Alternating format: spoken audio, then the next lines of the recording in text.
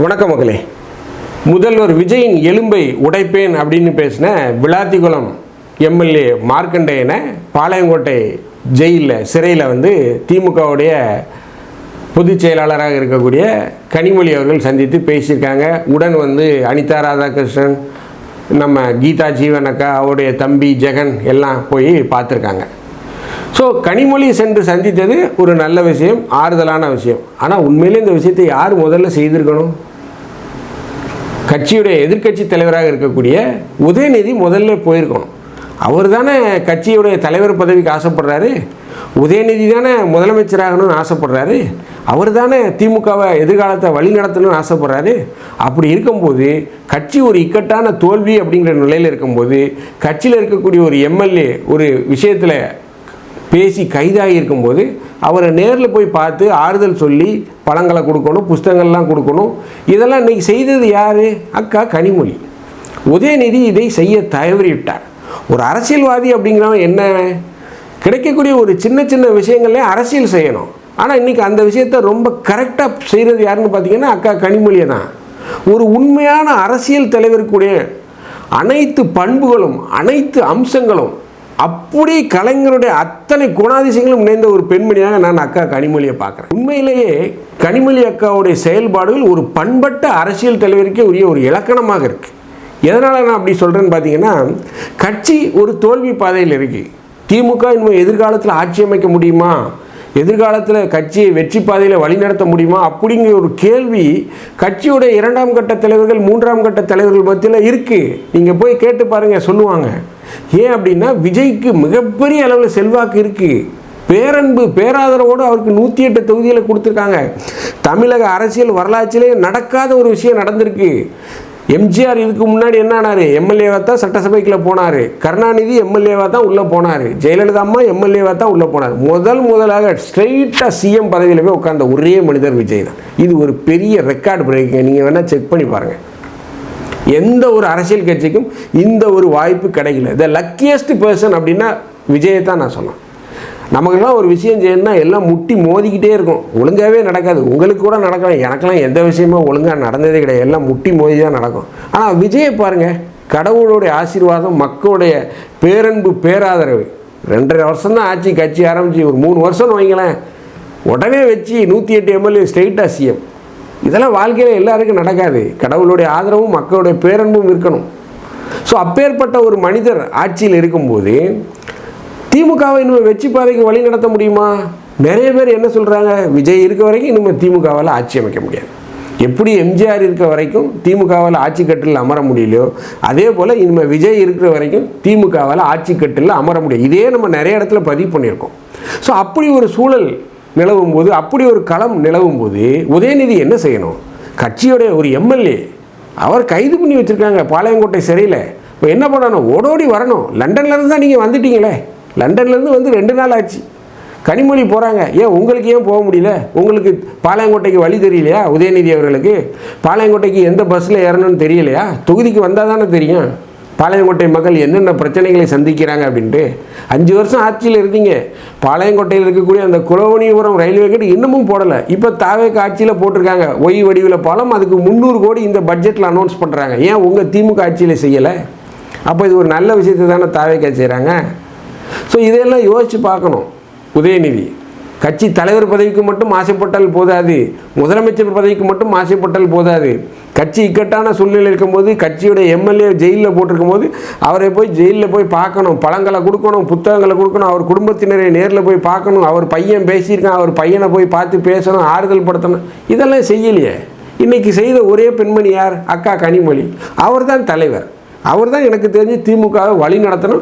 அப்படியே கலைஞருடைய அந்த அரசியல் சாணக்கியத்தனம், அரசியல் குணாதிசயங்கள், அப்படி கட்சியை வழிநடத்தக்கூடிய அனைத்து தன்மைகளும் அக்கா கனிமொழிக்கு தான் இருக்குது. நான் ஆணித்தரமாக சொல்லுவேன். ஸ்டாலினுக்கு அந்த சாணக்கியத்தனம் இல்லை. ஸ்டாலினை விட ஒரு படி உயர்ந்து நிற்கிறார், பல படிகள் உயர்ந்து நிற்கிறார் நான் சொல்லுவேன். ஸோ அப்பேற்பட்ட ஒரு பெண்மணியாகத்தான் நான் கனிமொழியை பார்க்குறேன். கனிமொழிக்கு ஆதரவாக பேச நீ என்ன திமுகவுக்கு சேர்ந்தேன்னு சொல்லாதீங்க. ஒரு கட்சியில் இருக்கக்கூடிய உண்மையான தலைவர்களை ஐடென்டிஃபை பண்ணணும். கனிமொழி தான் திமுகவை வழிநடத்த மிக சரியான ஆள்.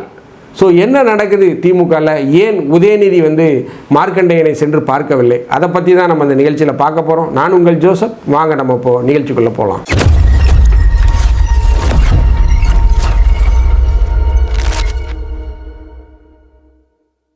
பாளையங்கோட்டை சிறைக்கு கனிமொழி போயிருக்கார். போய் பார்த்துருக்கார், பெட்டிஷனை போட்டிருக்கார். அனிதா ராதாகிருஷ்ணன் கூட போயிருக்கார். கீதா ஜீவன், முன்னாள் சமூக நலத்துறை அமைச்சர் கீதா ஜீவன் அம்மா, அந்த அம்மா போயிருக்காங்க. அவருடைய தம்பி ஜெகன் போயிருக்கார். எல்லாருமே போய் பார்த்துருக்காங்க. பட் உதயநிதி போய் பார்க்கணுமா வேண்டாமா? எதிர்க்கட்சி தலைவர், முன்னாள் துணை முதலமைச்சர், முன்னாள் முதல்வருடைய மகன், ஸ்டாலினுடைய மகன், என்னென்ன அந்தஸ்துலாம் இருக்கவருக்கு. ஒரு எம்எல்ஏ போய் உள்ளே இருக்கிறான், அவனை போய் பார்க்க முடியலையே. முதலால் அவரில் போயிருக்கணும். கமெண்ட்டில் சொல்லுவாங்க, எங்கால் அடுத்து போவாரியா அப்படிம்பாங்க. ஏன் முதல்ல உங்காலில் போயிருக்கணும்? உங்கால் தானே ஆளாக முதலமைச்சர் பதவிக்கு ஆசைப்படுறாரு, உங்கால் தானே ஆளாக தலைவர் பதவிக்கு ஆசைப்படுறாரு. அப்போ ஆளாக இதுக்கும் போயிருக்கணும் இல்லையா? போயிருக்கணுமா வேண்டாமா? இதுக்கு மட்டும் கடைசியில் வருவார், ரெண்டாவது வருவார், மூணாவது வருவாருன்னா ஏதாவது ஒரு கிரெடிட் வந்துச்சுன்னா நான் அதை எடுத்துக்குவேன். ஏதாவது கெட்ட விஷயம்னா நான் போக மாட்டேன், வேற ஆளாக அனுப்பிச்சி வச்சுருவேன். ஸ்டாலின் சொல்லியே கனிமொழி போனாலும் உதயநிதி ஸ்டாலின்ட்டு என்ன சொல்லியிருக்கிறோமோ, அப்பா நான் போகிறேன் தலைவரே, நான் போகிறேன், கனிமொழி போக வேண்டாம், நான் போய் பார்க்குறேன் அப்படின்லாம் போயிருக்கணும். அதான நல்ல பிள்ளைக்கு அழகு, அதான ஒரு நல்ல தலைவருக்கு அழகு, அதான ஒரு நல்ல தலைமைக்கு அழகு. அதெல்லாம் அவர் செஞ்சுருக்கணும். ஸோ இந்த கமெண்ட்டில் நிறைய பேர் கழுவி ஊற்றுவாங்க, எங்கள் தலைவர் அப்புறம் போவார் இப்போ. அதெல்லாம் செல்லாது ராசா, செல்லாது. ஸோ ஒரு நல்ல தலைமைத்துவம் பெற்ற நபராக திமுகவில் இப்போது தெரியக்கூடிய யார் அப்படின்னு பார்த்தீங்கன்னா அக்கா கனிமொழி தான். ரொம்ப அழகாக அரசியல் பண்ணுறாங்க. ஸோ இந்த மாதிரியான ஒரு இக்கட்டான சூழ்நிலையில் அவங்க போய் பார்க்கும்போது என்ன ஒரு அப்பா பார்க்குறாங்க பாருப்பா, கட்சிக்காரன் பேசுவானா மாட்டானா?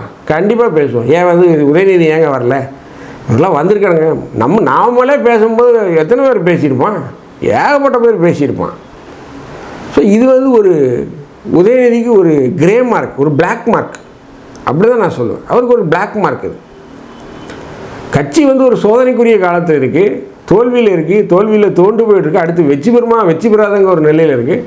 அப்போ இவர் பாட்டு வீட்டில் இருந்தார்னா, ஸோ என்னை பொறுத்தவரை திமுகவை வழிநடத்த ரொம்ப சால சிறந்த நபர், சரியான நபர், கலைஞருடைய வாரிசாக நான் சொல்லக்கூடிய யாருன்னா கனிமொழியை தான் சொல்லுவேன். கனிமொழிக்கு தான் அத்தனை குணாதிசயங்கள் இருக்குது. எப்படி அதிமுகவை ஜெயலலிதா என்ற இரும்பு பெண்மணி வழி நடத்தினாரோ, இனிமேல் திமுகவை வழிநடத்த சரியான ஆள் யார் அப்படின்னு பார்த்தீங்கன்னா அக்கா கனிமொழி தான்.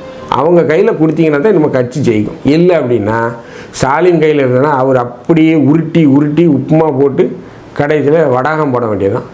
இதான் நடக்க போகுது. ஒன்றும் செய்ய முடியாது. ஒரு உத்வேக அரசியலை செய்யணும். தாவேக்காக்கு டஃப் கொடுக்கக்கூடிய ஒரு அரசியலை செய்யணும். இன்றைக்கி ஸ்டாலினால் அதை செய்ய முடியல. யோசிச்சு பாருங்கள், அதை செய்யவே முடியல அவரால். ஏதாவது ஒரு காரணம் கிடைக்குமா அப்படின்னு தான் பார்க்குறீங்களே தவிர ஆக்கப்பூர்வமாக அந்த காரணங்கள் இருக்கா, அந்த காரணத்தில் ஒரு அர்த்தம் இருக்கா அப்படின்னு தான் பார்க்கணும். அப்படி இல்லை. சொல்கிற நீங்கள் தாவேக்கா மீது வைக்கக்கூடிய குற்றச்சாட்டுகள் எல்லாம் உப்புச்சப்பு இல்லாத குற்றச்சாட்டுகள். மக்களே அதை பார்த்து சிரிக்கிறாங்க.